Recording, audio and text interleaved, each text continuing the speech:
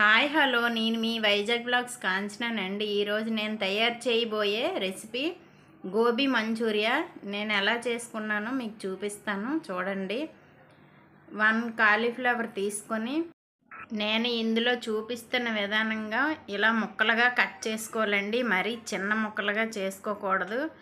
అలాగే ముందుగా స్టవ్ వెలిగించి ఒక గిన్నెలో వాటర్ పోసుకొని 1 స్పూన్ సాల్ట్ వేసుకొని అలాగే కాలీఫ్లవర్ ముక్కలు అందులో వేసుకోవాలండి.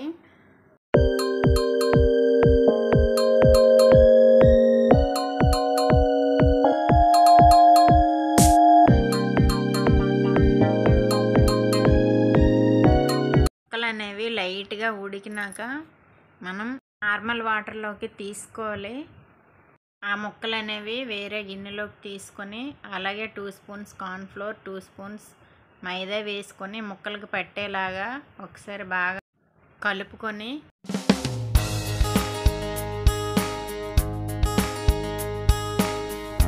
అలాగే 1 స్పూన్ సాల్ట్ కూడా వేసుకోవాలి. వేసుకొని బాగా కలుపుకున్న తర్వాత లైట్గా వాటర్ కూడా వేసుకోవాలండి.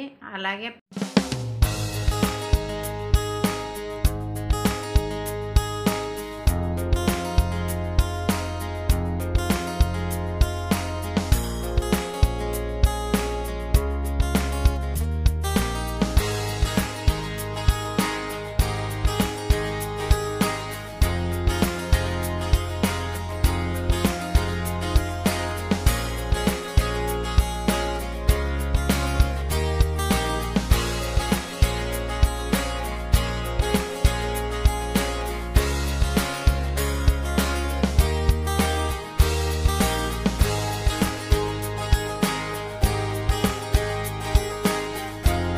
వెలిగించి బాండి పెట్టుకొని ఆయిల్ వేసుకొని అలాగే ముందుగా మనం కలుపుకున్న గోబీ ముక్కలు అనేవి ఇందులో ఒక్కొక్కటి డ్రాప్ చేసుకోవాలండి.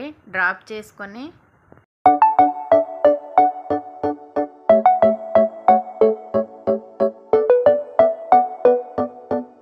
ఇలా లైట్ బ్రౌన్ కలర్ వచ్చేంత వరకు వేయించుకోవాలండి. వేయించుకొని పక్కకు తీసుకోవాలి.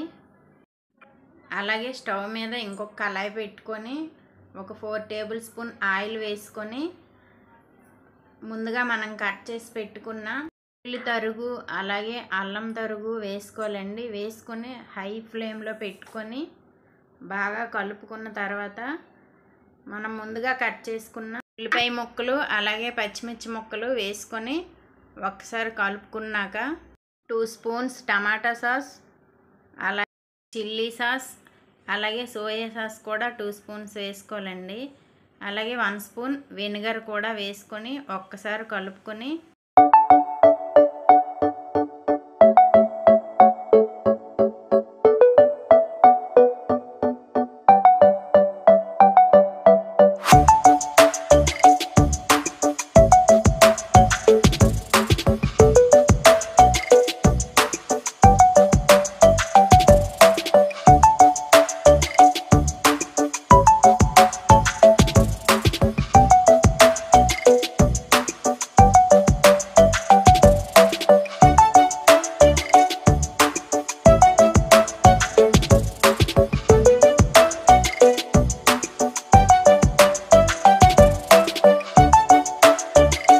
ముందుగా ఫ్రై చేసుకున్న గోబీలు అనేవి వేసుకోవాలండి. వేసుకొని ఒకసారి ఇదంతా ఇలాగా కలుపుకొని సర్వింగ్ బౌల్లోకి తీసుకోవడమేనండి.